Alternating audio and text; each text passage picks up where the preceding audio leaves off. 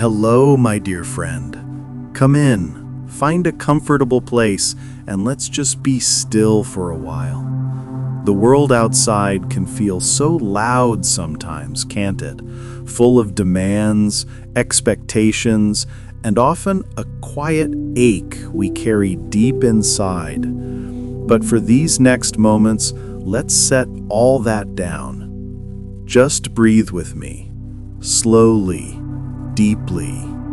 Feel the air come in, and as you breathe out, imagine releasing whatever tension you might be holding. Your shoulders, your jaw, the worries swirling in your mind, just let them soften. You're safe here. You're held. Imagine yourself nestled in the gentlest embrace, a place where you don't have to pretend, don't have to perform, don't have to be anything than exactly who you are right now. This is a space of unconditional love, a quiet haven where God Himself is here with you. A loving Father whose lap is always open, whose arms are always ready to enfold you. Feel that warmth, that deep, steady presence. There's no judgment here, no rush, just a profound sense of belonging. It's easy to feel overwhelmed by everything, isn't it? The news, the pressures of daily life, the constant chatter that fills our minds. And often, among all that, we encounter people who challenge us, who rub us the wrong way, or who simply seem to bring a difficult energy into our lives. It's a natural human experience to feel a tightening in our chest when certain names come to mind, or when we anticipate an encounter that we know might be draining. Perhaps it's a family member whose words always sting, a colleague whose attitude creates tension, or even a stranger whose actions leave us feeling frustrated and upset. These moments can leave us raw, exposed, and sometimes even a little hardened. But what if we could approach these difficult interactions, these challenging people, with a different heart? Not one of naive optimism, but one rooted in a deeper understanding, a wider perspective. What if we could see beyond the surface behavior, beyond the sharp words or the frustrating actions, and glimpse the hidden struggles that lie beneath? Think about the people you find most challenging. It could be someone who is constantly critical, always finding fault. Or perhaps someone who is perpetually angry, quick to lash out. Maybe it's someone who seems self-absorbed, never truly listening. We all have those individuals who, for whatever reason, bring a particular kind of difficulty into our lives. And it's okay to admit that it's hard. It's hard to be around them, hard to interact with them, and sometimes it's even hard to simply think about them without feeling a wave of discomfort. But here, in this quiet space, let's try to gently open our hearts a little wider, to consider the possibility that many, if not all of these difficult behaviors, often stem from a place of hurt within others. It's not an excuse for their actions, not a dismissal of the pain they might cause us, but rather an invitation to a deeper level of compassion. Imagine a child who is constantly misbehaving, acting out, being disruptive. While their behavior might be annoying or frustrating, a loving parent often looks deeper. Is the child tired, hungry, scared, feeling ignored? Often, the difficult behavior is a cry for something else entirely, a need for attention, comfort, security, or understanding. In a way, many adults are still those children, carrying unhealed wounds, unmet needs, and unseen battles. The person who is always critical, Perhaps they carry a deep-seated insecurity, a fear of not being good enough themselves, and so they project that judgment onto others. The one who is often angry, maybe they feel unheard, powerless, or have a history of being hurt and have learned to use anger as a shield or a weapon to protect a very vulnerable inner self. The one who seems self-absorbed, it could be they've never truly felt seen or valued, and so they desperately seek validation even if it comes across as self-centeredness. This isn't to say their actions are acceptable or that you should endure abuse. Not at all. We'll talk about healthy boundaries later, which are so important. But for now, let's just sit with the idea that hurt people often hurt people. Their difficult behavior is often less about you and more about their own internal landscape. Think of a time when you yourself might have acted in a way you later regretted. Perhaps you snapped at someone, or said something unkind, or withdrew when you should have engaged. If you're honest with yourself, wasn't there often an underlying reason? Were you stressed, exhausted, worried, feeling misunderstood, or carrying a hidden burden? We are all human, prone to reacting out of our own pain when we are not fully grounded in love and peace. This understanding doesn't magically make the difficult person easy to be around, but it can shift something within us. It can loosen the grip of resentment, the knot of anger. It can replace a knee-jerk reaction of defensiveness with a quiet, internal thought, I wonder what's truly going on with them. I wonder what they're carrying. The teachings of Jesus, when we look at them closely, are profoundly revolutionary in this regard. He didn't just tell us to love our friends, he asked us to love our enemies. He didn't just tell us to be kind to those who are kind to us, he showed us how to pray for those who persecute us. This isn't a call to be a doormat or to deny our own feelings of hurt. It's a call to a higher way of living, a way that recognizes the interconnectedness of all humanity and the deep, abiding presence of God's love for every single soul, no matter how broken or difficult they may appear. Imagine Jesus looking at the very people who were hurting him, who were misunderstanding him, who were even plotting against him. He didn't just see their malice, he saw their blindness, their fear, their brokenness. He saw the potential for healing, the deep need for love that lay beneath their outward actions. His heart was vast enough to encompass both the truth of their wrongdoing and the truth of their inner suffering. This isn't an easy task, this opening of our hearts. It goes against our natural inclination to protect ourselves, to pull back, to judge. And sometimes the wounds others inflict are so deep that it feels impossible to even consider this perspective. And that's okay. There's no pressure here to instantly transform your feelings. This is a journey, a gentle unfolding. But we start by simply acknowledging that the world is indeed wounded, acknowledging that we ourselves have been wounded, and sometimes in our own pain, we have inadvertently wounded others. And acknowledging that those who cause us difficulty are also part of this wounded world, carrying their own stories, their own burdens, their own unhealed places.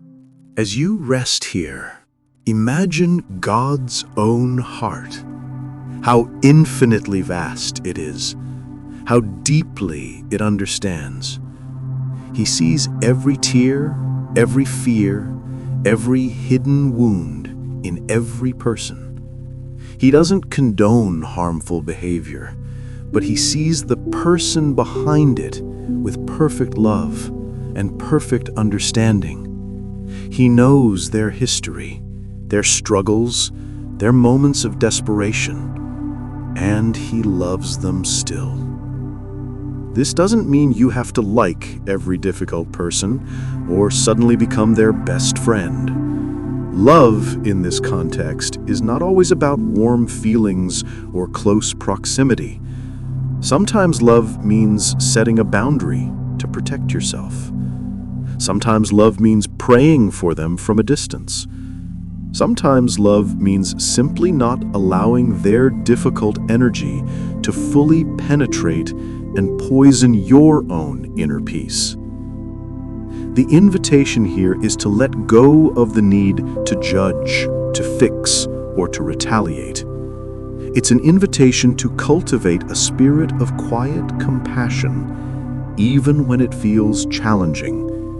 It's a recognition that everyone is fighting a battle you know nothing about. And in that recognition, there can be a profound sense of release for you. When we hold on to resentment, anger, or bitterness towards others, it's often we who suffer the most. It's like drinking poison and expecting the other person to get sick. It weighs us down, steals our peace, and hardens our own hearts. But when we begin to open our hearts, even just a tiny crack, to the possibility of understanding and compassion, we create space for God's healing presence to work within us. Think about the simple act of breathing again. Inhale peace, exhale tension. Now, as you exhale, imagine releasing any sharp edges you might have built around your heart. The protective walls we construct are understandable, often necessary at times, but sometimes they also keep out the very light and love we need. This isn't about being weak, it's about being incredibly strong. It takes immense inner strength to choose compassion over anger, understanding over judgment, peace over conflict, especially when you feel wronged. But this strength doesn't come from your own efforts alone. It comes from leaning into the boundless love and wisdom of God, who is always here, always ready to infuse you with His Spirit of grace. When Jesus taught about loving our neighbors and even our enemies, He wasn't giving us an impossible command just to make us feel guilty. He was showing us the path to true freedom, to a life filled with deeper peace and connection. He understood that when we treat others with love, even when they don't seem to deserve it, we are reflecting the very nature of God. And in doing so, we become channels for His transformative love in a world that desperately needs it. So for these quiet moments, just rest. Rest in the knowledge that you are deeply loved, completely understood, and infinitely cherished by God. And from this place of profound safety, let's just gently consider the possibility of extending a little more of that same love, that same understanding to the wounded world around us. Not out of obligation, but out of the overflowing well of grace that God pours into your own heart. It's a natural human response when we've been wronged or wounded for that hurt to dig in and try to stay. Like a stubborn root, it can settle deep, sending tendrils into our thoughts, our feelings, and even our physical well-being. Perhaps it's a memory of a harsh word spoken years ago, a betrayal that shattered trust, a dismissive look, or a profound injustice that still smarts when you think about it. Whatever it is, that lingering hurt can feel like a heavy stone carried in your pocket, always there, always weighing you down. It's okay to acknowledge that hurt. There's no shame in it. When someone causes us pain, especially someone we cared about, it's a real experience. To deny it or pretend it doesn't exist would be to deny a part of your own story, your own experience. So, for a moment, let's just gently allow that feeling to surface. Not to dwell in it, but simply to acknowledge its presence. What does it feel like in your body? A tightness? A dull ache? A sense of emptiness? Just notice. This lingering hurt often comes entwined with other powerful emotions: anger, sadness, disappointment, resentment, or even a sense of injustice. And these feelings are valid. It's natural to feel angry when you've been mistreated, sad when something precious has been broken, or resentful when you feel someone got away with causing you pain. These feelings are signposts, telling us that something important was violated, that a boundary was crossed, or an expectation was unmet. But if we hold on to these feelings too tightly, for too long, they can begin to consume us.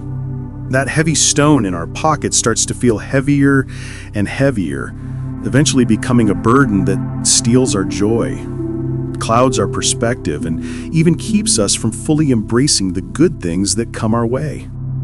It's a bit like holding on to a hot coal, hoping to burn someone else.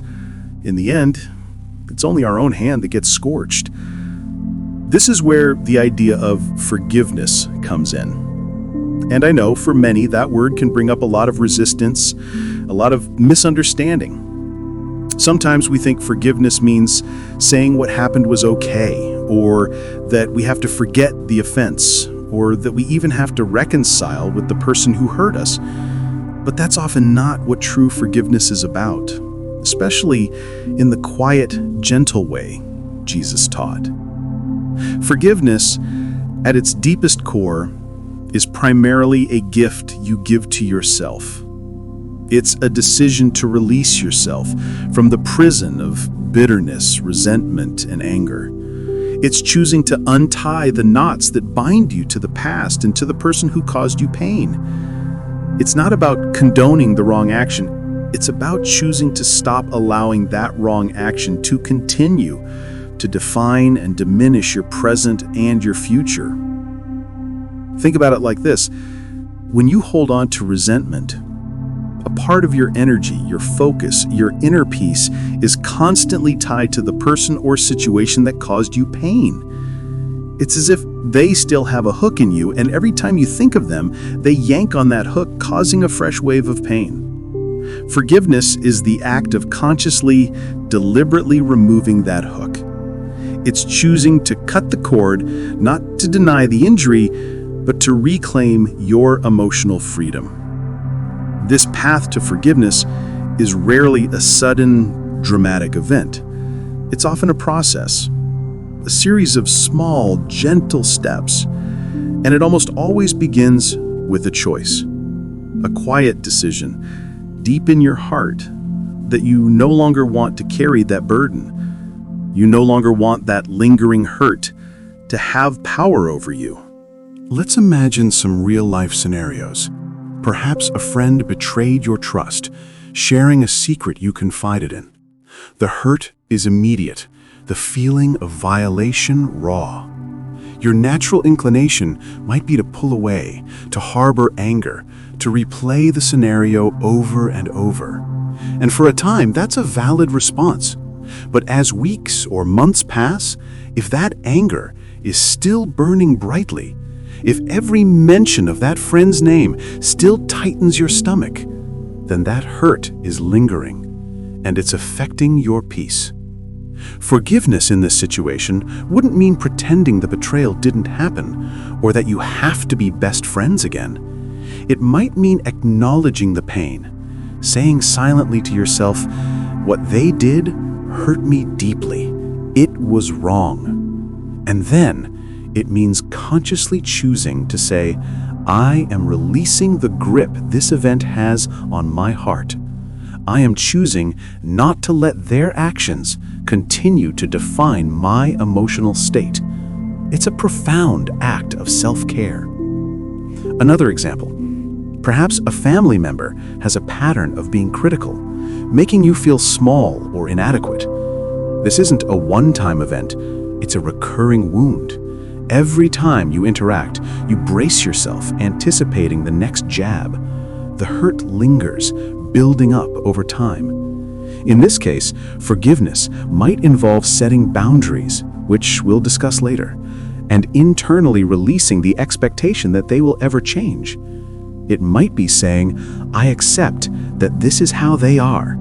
I will protect my own heart, and I will not let their words diminish my own sense of worth. I choose to release the need for them to be different in order to find my peace." This can be incredibly challenging, especially when the person who caused the hurt doesn't apologize, doesn't acknowledge their wrongdoing, or perhaps isn't even in your life anymore. But remember, forgiveness isn't dependent on their actions or their remorse. It's an internal act, a liberation you grant yourself. Jesus didn't wait for his persecutors to apologize. He forgave them even as they were crucifying him, saying, "Father, forgive them, for they know not what they do." This wasn't for their benefit in that moment, but for his own heart, keeping it free from the corrosive power of bitterness. How do we actually begin this journey? It starts with prayer, a quiet conversation with God. You don't need fancy words, just an honest heart. "God, I'm hurting. This situation, this person has caused me so much pain. I want to be free of it, but I don't know how to forgive. Please help me. Please soften my heart. Please show me your way." Sometimes just saying those words out loud or in the silence of your heart can begin to shift something. It's like opening a window in a stuffy room, letting in a tiny breath of fresh air. Another step is to gently try and see the person who hurt you through the lens of compassion we discussed earlier. Can you, for a moment, imagine them as a wounded person themselves? Not to excuse their behavior, but to understand it. Perhaps they were acting out of their own fear, their own pain, their own ignorance. This doesn't make their actions right, but it can help detach your personal feelings of being targeted and instead see them as part of the broader human struggle. This doesn't mean you have to forget what happened. Memory is important. It helps us learn and protect ourselves in the future. Forgiveness isn't about erasing the past, but about changing its power over your present. It's about remembering without the emotional sting, remembering without the burden of ongoing resentment. And what if you struggle to forgive yourself? This is a very common experience. We all make mistakes. We all have regrets, moments where we wished we had acted differently or spoken kinder words. The same principles apply here. God's forgiveness for us is boundless, a river that never dries up. If God has forgiven you, can you not, with His help, extend that same grace to yourself? Release the need for perfection and embrace the human journey of learning and growing. Say to yourself, "I made a mistake, I learned from it, and I choose to forgive myself and move forward in God's grace." The path to forgiveness is deeply personal.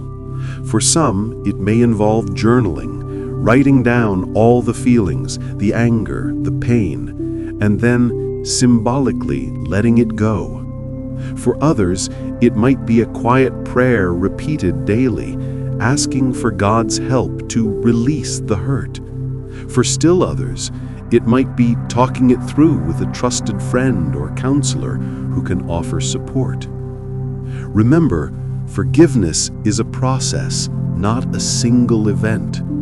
You might forgive someone today, and tomorrow a memory might surface, and you might feel the sting of pain again. That's normal. When that happens, simply choose to forgive again. Each time you make that choice, you chip away a little more at the lingering hurt. You lighten the burden a little more. Over time, those feelings of resentment begin to diminish, replaced by a quiet sense of peace and freedom. As you sit in this gentle presence, imagine the vastness of God's love. He understands your pain. He knows how hard it is to forgive, especially when the wounds are deep. But He also knows the freedom that forgiveness brings. He doesn't ask you to do this alone. He is right here, offering His strength, His grace, His infinite capacity for love and healing. Let go of the need to understand why it happened or to receive an apology that might never come. Let go of the story of victimhood that the lingering hurt tries to write for you. Instead, embrace the story of resilience, of healing, of choosing freedom. Take a deep breath now. As you breathe in, imagine God's healing love filling your heart. As you breathe out, imagine gently releasing one small piece of that lingering hurt. You don't have to let go of it all at once, just one small piece, and then another, and another. Each gentle release is a step on the path to finding your own peace. You are not defined by the pain others have caused you. You are defined by the love that dwells within you, the love that God has poured into your spirit. And in choosing the path of forgiveness, you allow that love to flow freely, bringing healing not just to your own heart, but eventually, perhaps, even to the wounded world around you. Rest in that truth, knowing that you are held, you are loved, and you are capable of this profound journey toward freedom. This isn't about pretending that challenging people suddenly become easy or that difficult situations vanish. It's about how we can respond, how we can cultivate an inner posture that reflects the boundless love we find in God's embrace. Loving when it's hard is perhaps one of the most transformative practices we can undertake, and it's deeply rooted in the heart of what Jesus taught. Think about the way love is often portrayed in the world. It's usually tied to warm feelings, mutual affection, shared interests, and easy compatibility. And that kind of love is beautiful and vital. But Jesus spoke of a different, deeper kind of love, a love that extends beyond our comfort zones, beyond those who are naturally easy to love. He spoke of loving our neighbor as ourselves and even loving our enemies. This is not a fluffy, sentimental love. It is a strong, resilient, and often sacrificial love. It is love as an active choice, a commitment, a way of being in the world. So, how do we begin to extend this kind of grace, this kind of love to those who are difficult? It starts, as all good things do, with a quiet moment in God's presence. When a challenging person or situation comes to mind, instead of immediately feeling the familiar knot of frustration or anger, pause, just breathe. And in that breath, imagine handing that person, that situation, over to God. You don't have to fix them, change them, or even understand them fully. You just offer them to the one who sees all, knows all, and loves all. This act of handing over is incredibly powerful. It takes the burden off your shoulders. It reminds you that you are not solely responsible for managing every difficult interaction, every complex relationship. You are simply invited to be a channel of God's love in whatever small, gentle way you can. Consider the person who consistently criticizes you, who seems to find fault no matter what you do. Our natural inclination is often to defend ourselves, to argue, or to withdraw. And sometimes withdrawing or setting boundaries is exactly what's needed. We'll explore that soon. But before we react, can we pause and offer a silent prayer for that person? Something as simple as, God, bless this person. Help them. Heal their hurts. This isn't about making their criticism disappear. It's about shifting something within you. When you pray for someone who is difficult, something profound happens. It softens your own heart towards them, even if just a tiny bit. It reminds you that they too are a child of God, carrying their own hidden struggles and needs. And when your heart softens, it becomes less rigid, less susceptible to the sharp edges of their words or actions. This concept of extending grace is beautifully illustrated in the simple act of listening. Often when we encounter someone difficult, we jump to conclusions, we prejudge, or we simply wait for our turn to speak, to defend, or to explain. But what if in certain moments we could practice truly listening? Not just to their words, but to the emotion beneath the words, to the unspoken plea, to the underlying fear or pain. This kind of listening requires deep patience and a willingness to step outside of our own immediate reactions. It means putting aside our need to be right or to prove a point, and simply creating space for another person to be heard, even if what they are saying is difficult to hear. Sometimes simply feeling heard, even without agreement, can begin to diffuse tension and open a tiny crack for connection. Remember, extending grace is not about condoning harmful behavior. If someone is truly causing harm, love might mean taking decisive action to protect yourself or others. We are not called to be naive or to allow ourselves to be continuously hurt. Rather, it's about the spirit in which we approach these situations. Is it a spirit of retaliation, judgment, or self-protection at all costs? Or can it be a spirit rooted in a deeper compassion, guided by wisdom and seeking peace? Think about how Jesus interacted with people. He didn't shy away from difficult conversations, but he always approached them with a foundational love. He saw the woman caught in adultery, not just as an adulterer, but as a person desperate and shamed, in need of mercy.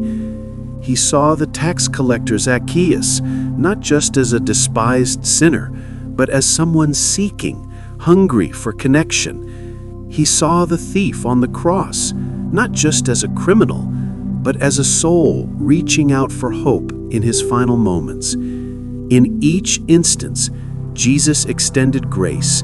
He didn't excuse their sins or behaviors, but he offered a path beyond them, a path of healing, redemption, and connection. He looked past the outward labels and saw the inner human being made in God's image, often lost, often hurting, and always in need of love. How can we practice this in our daily lives?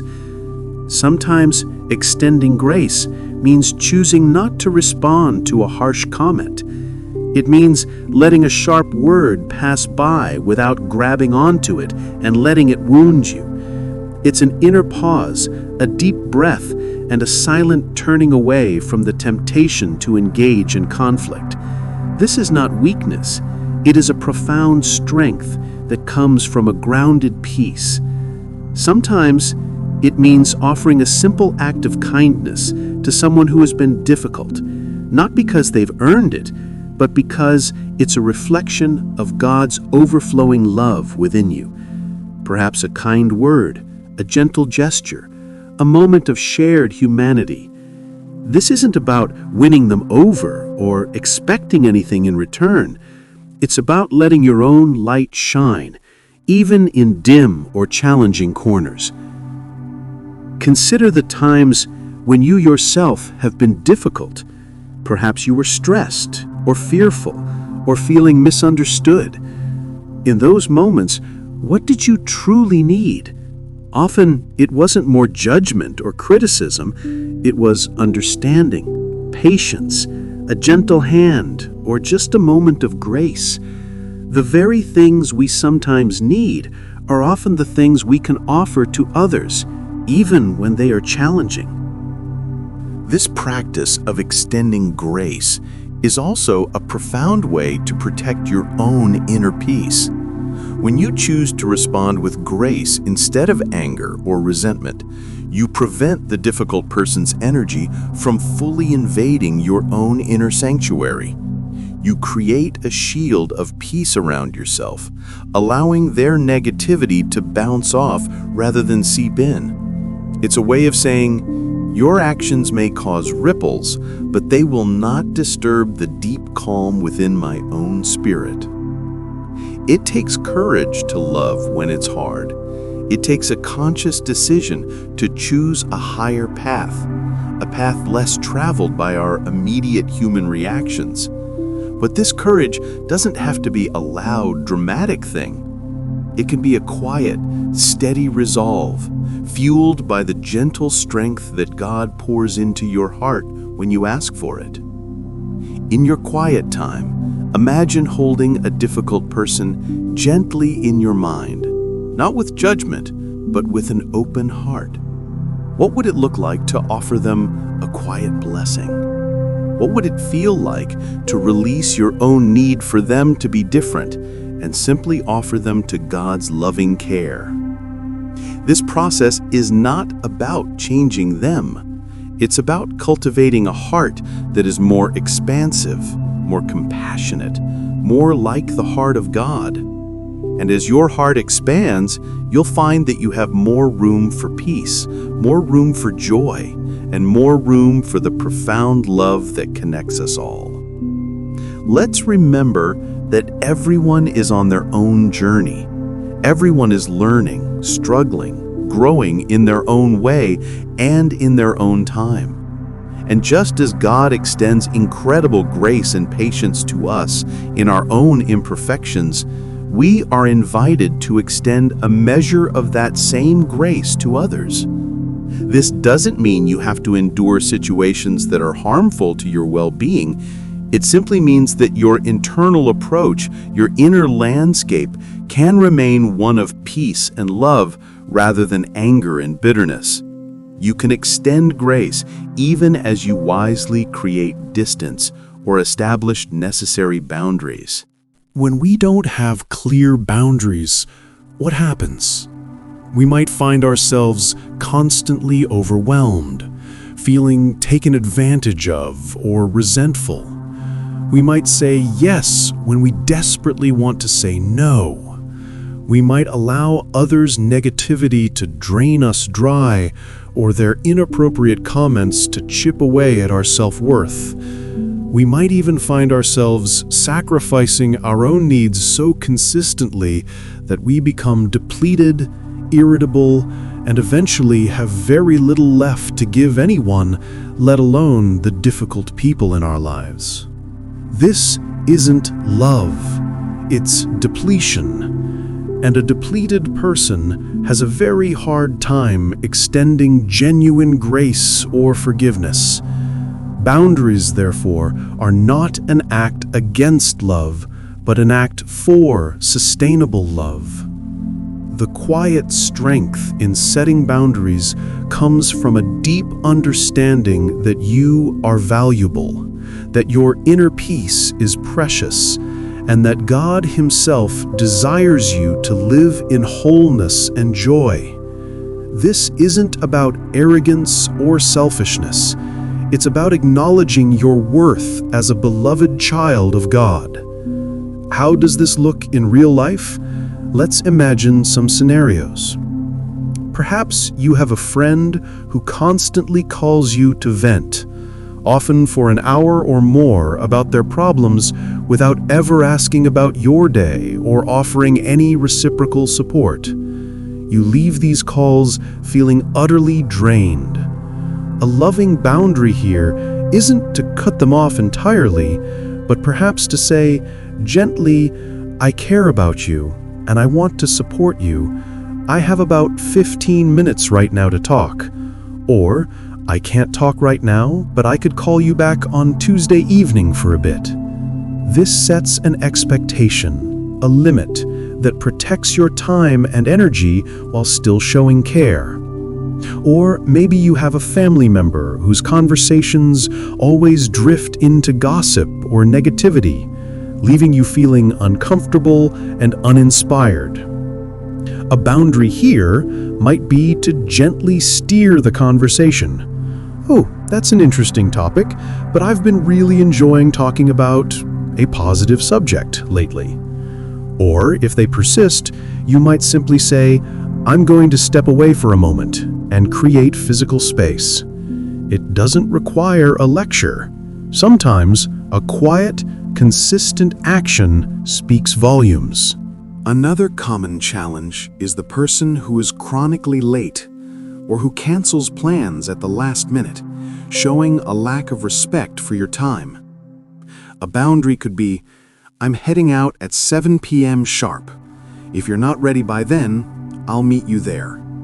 Or, "I understand things come up, but if we need to reschedule, could you please let me know at least 2 hours in advance?" This isn't about being punitive. It's about valuing your time and communicating your expectations clearly. The key to gentle, loving boundaries is in the delivery and the intention. Delivery. Calm and clear. State your boundary simply and directly, without anger, apology, or lengthy explanation. "I can't take on that extra task right now." Not, "Oh, I'm so sorry, but I'm just so swamped and I feel terrible, but I probably shouldn't." Kindness, not harshness. Your tone can be firm, yet gentle.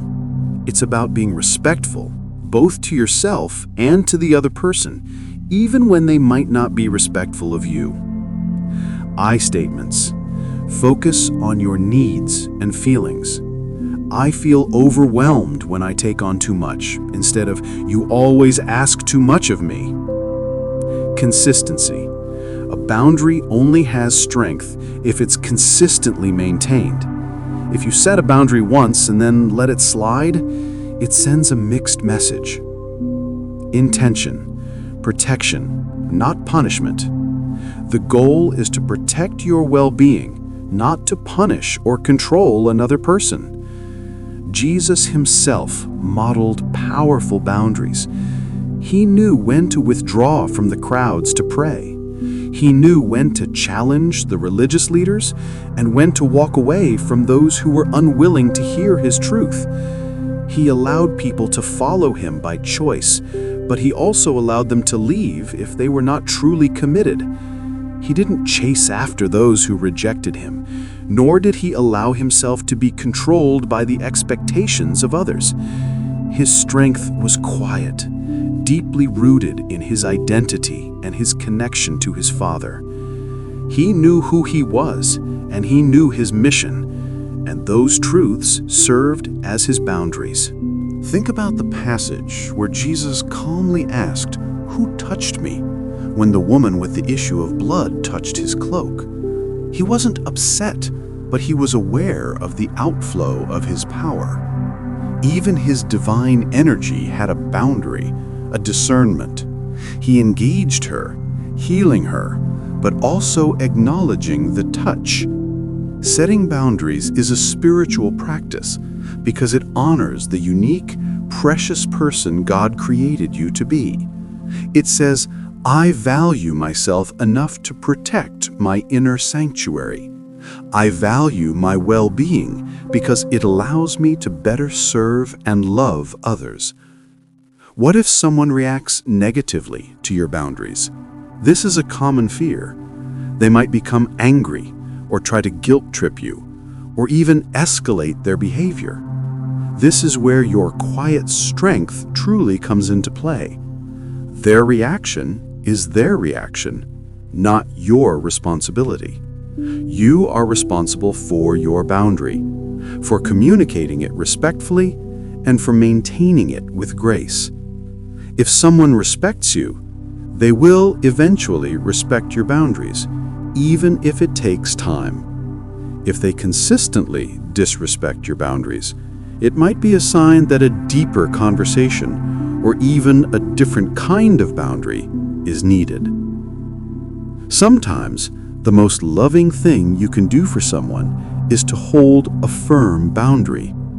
It can actually be a catalyst for their growth, helping them to realize their own patterns or to take responsibility for their own actions rather than relying on you to constantly compensate for them. It's not about abandoning them. It's about allowing them the dignity of their own journey and their own consequences. Consider your own energy levels. We all have a finite amount of time, emotional bandwidth, and physical energy. When we constantly overextend ourselves without clear boundaries, we eventually hit a wall. Resentment builds, exhaustion sets in, and our capacity for joy and genuine connection diminishes. Setting boundaries is like managing your inner resources wisely, ensuring you have enough in reserve to truly be present and loving when it matters most. This practice starts small. Don't feel you need to overhaul every relationship in your life overnight. Begin with one area where you feel consistently drained or disrespected. What is one small boundary you could set gently and clearly? Perhaps it's turning off your phone during dinner. Perhaps it's saying no to an extra commitment that you genuinely don't have time for. Perhaps it's asking a family member not to bring up a sensitive topic during gatherings. Perhaps it's simply giving yourself permission to take a quiet moment alone when you feel overwhelmed. These are not grand gestures, but they are powerful acts of self-care. And as you practice, you'll begin to feel a quiet confidence grow within you, a sense of inner peace that comes from honoring your own needs and protecting your own spirit. As you rest in God's lap, feel His unwavering love for you. He knows your limits. He understands your needs. He desires for you to thrive, and He gives you the quiet strength, the gentle courage to draw the lines that protect your sacred inner space. This isn't about building walls around your heart, but rather creating strong foundations that allow your heart to be open, generous, and truly loving without being overwhelmed. Trust that when you set boundaries rooted in love and self-respect, you are honoring the precious gift of life and spirit that God has given you. You are creating space not only for your own flourishing, but also for healthier, more authentic relationships with everyone around you. Let that truth settle deep within you, bringing peace and quiet strength to your soul. Life, in its beautiful complexity, often leaves us holding on to things that no longer serve us. Sometimes it's a specific outcome we desperately wish for. Other times it's a sense of control we try to maintain over situations or people. Or it might be the heavy weight of expectations of ourselves, of others, or even of how life should unfold. When these things don't materialize or when they cause us pain, we often cling to them, trying to bend reality to our will or replaying scenarios in our minds, hoping for a different ending. This clinging creates a burden, a quiet tension that prevents us from fully embracing the peace that is available to us right now. Think of it like holding a handful of sand. The tighter you squeeze, the more sand slips through your fingers, and the more frustrated you become. But if you simply open your palm gently, the sand rests there, unburdened, and you have the choice to hold it or let it gently blow away. Letting go is often like that open palm, not a surrender of caring, but a release of the desperate need to control or to change what is. What are some of the weights we often carry that we need to let go of? Perhaps it's the need to be right. We've all been there, caught in an argument or a disagreement, where the desire to prove our point, to show someone we are correct, becomes more important than the peace of the moment or the health of the relationship. This need to be right can be a heavy burden, often leading to endless debates and unnecessary conflict.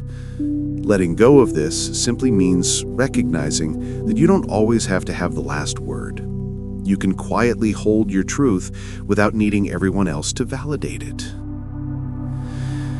Or it could be the need to control outcomes. We plan, we strive, we work hard, and these are all good things. But sometimes we become so fixated on a particular result that we can't find peace until it happens exactly as we envision. When life inevitably takes unexpected turns, or when other people don't respond as we hope, we are left frustrated, anxious, and deeply unsettled. Letting go of the need to control outcomes is an act of profound trust. Trust in God's bigger plan, trust in the unfolding of life, and trust that even if things don't go as you wish, there is still goodness and grace to be found. We also often carry the weight of others' opinions or judgments. We spend so much energy worrying about what others think of us, or feeling hurt by their criticisms, even when those opinions are unfair or uninformed. This can be an incredibly heavy burden, dictating our choices, stifling our authenticity, and stealing our joy. Letting go of this means understanding that your worth is not dependent on external validation. Your worth comes from God, who created you, loves you unconditionally, and sees you as perfectly precious, just as you are. And then there's the weight of past mistakes or regrets. We replay moments, wishing we could go back and do things differently. We punish ourselves with guilt and shame, believing that we are unforgivable or unworthy.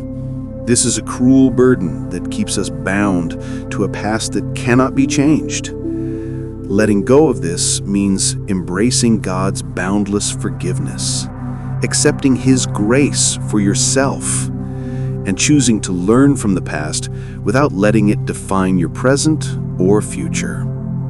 It's an act of deep self-compassion, rooted in the understanding that we are all on a journey, constantly learning and growing. Finding peace in letting go is not passive resignation. It's an active choice, a courageous act of releasing the grip on what we cannot change, so we can fully embrace what is and move forward with an open heart. It's about creating space within ourselves for peace to enter by clearing out the clutter of what we're clinging to. Think of the teachings of Jesus about the birds of the air and the lilies of the field. He didn't tell us not to work or plan. He simply reminded us not to worry, not to be anxious about tomorrow, because God cares for all things. This isn't a call to be irresponsible. It's an invitation to release the anxious grip of control and trust in a loving Father who knows our needs even before we ask. It's an invitation to let go of the what-ifs and the if-onlys that steal our present moment joy. How do we actually practice this letting go? It begins with awareness. Notice when you are clinging. What thought are you replaying? What outcome are you desperately trying to force?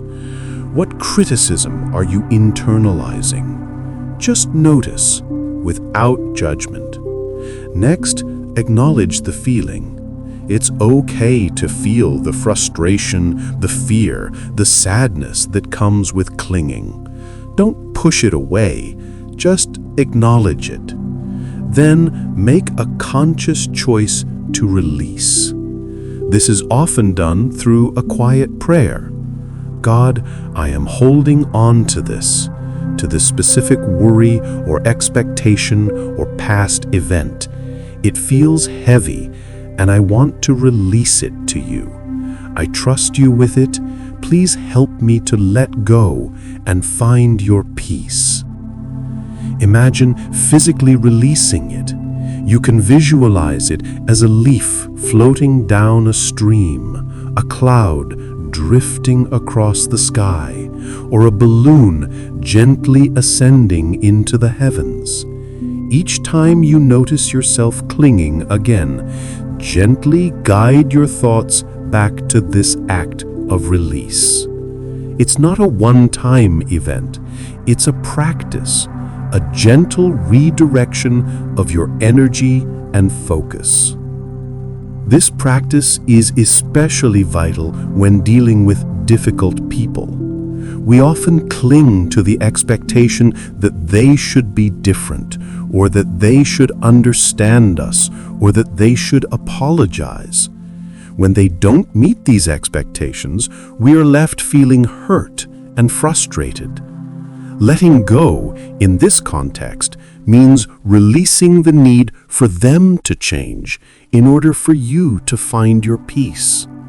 It means accepting them as they are, recognizing their limitations, and then choosing to respond from a place of inner calm rather than from a place of frustrated expectation. This doesn't mean giving up on hope for change or condoning harmful behavior.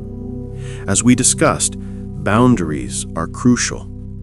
But it does mean letting go of your personal responsibility to change them or to force an outcome. It's about understanding that you can only control your own reactions, your own choices, and your own inner peace. Think of the immense relief that comes when you finally set down a heavy backpack after a long journey. That's the feeling that comes with letting go. It's a lightness, a spaciousness that allows you to breathe more deeply, to see more clearly, and to experience the present moment with greater joy. The peace that comes from letting go is not a shallow, fleeting feeling. It is a deep, abiding calm that settles into your spirit. It is the peace that comes from aligning your will with God's will, from trusting in His wisdom and His love, even when you don't understand the path ahead.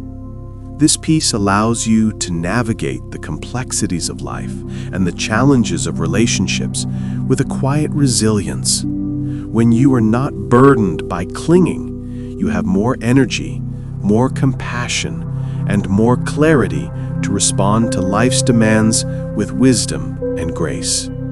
As you rest here, imagine God's hands gently supporting you. He knows every burden you carry, every expectation that weighs on you, and He whispers to your heart, "Let it go, my child. Cast all your anxieties on me because I care for you." He doesn't ask you to carry these heavy weights alone. He invites you into a life of lightness, a life where His peace reigns in your heart.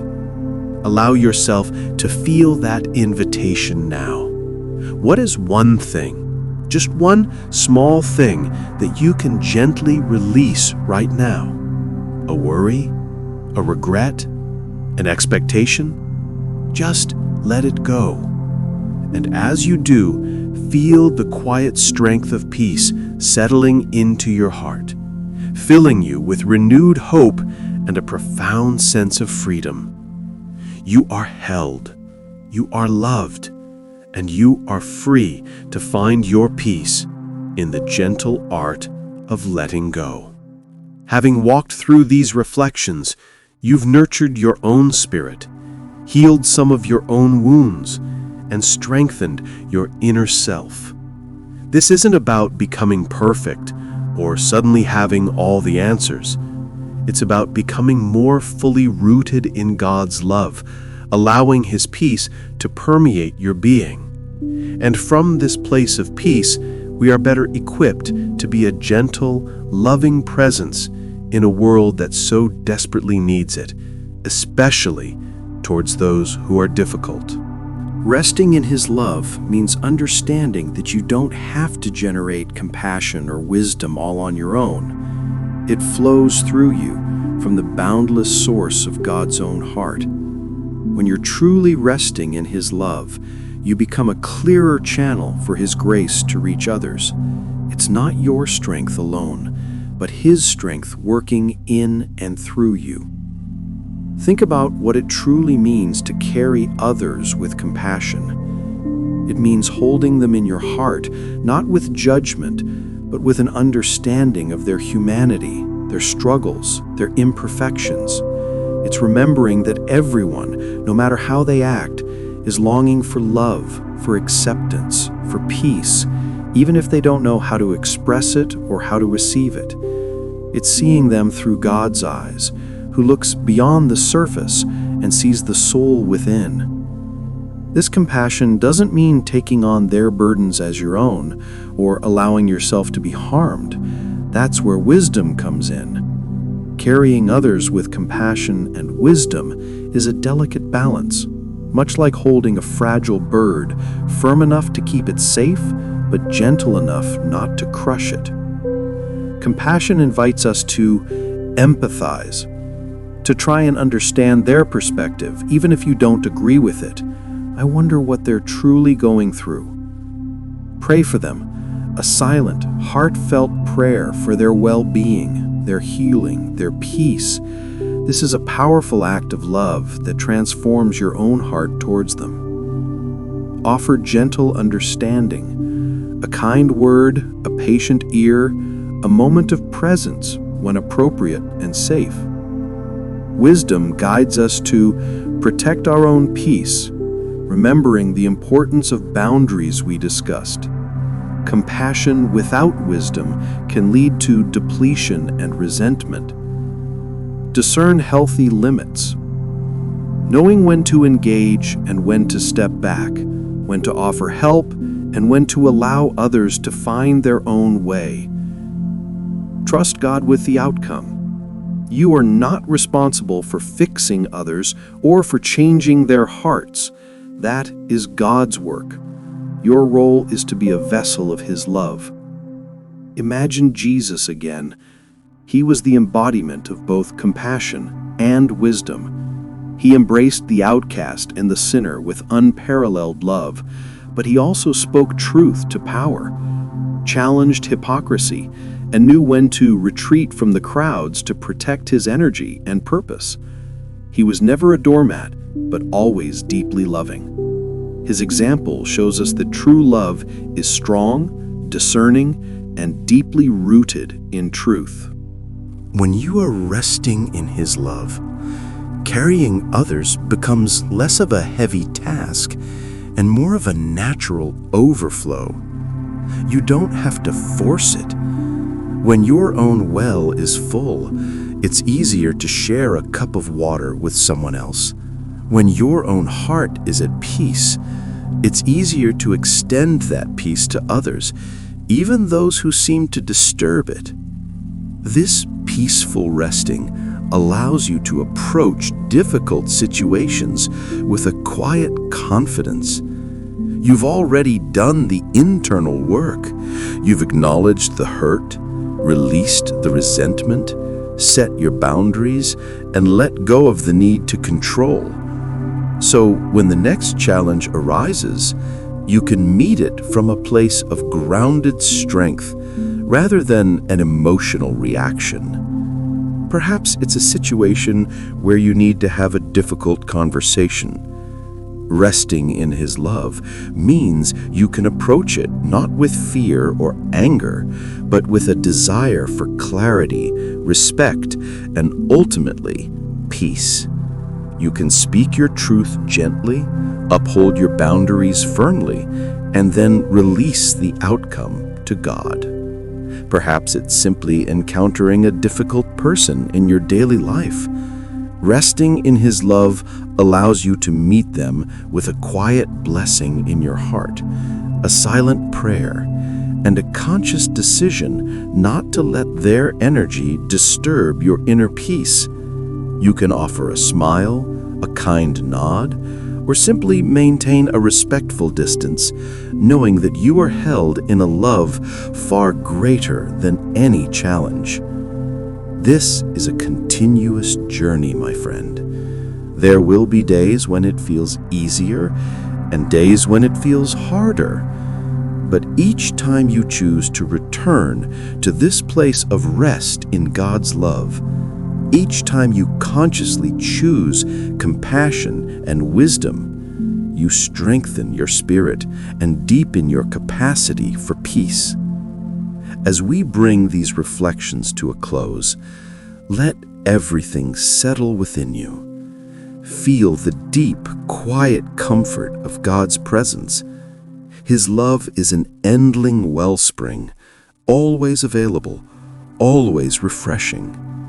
You are safe here. You are loved. And from this place of profound rest, you are empowered to carry your own life and to relate to others, even the difficult ones, with a heart that is truly open, compassionate, and wise. Close your eyes for a moment and just breathe. Imagine yourself completely surrendered into God's gentle embrace.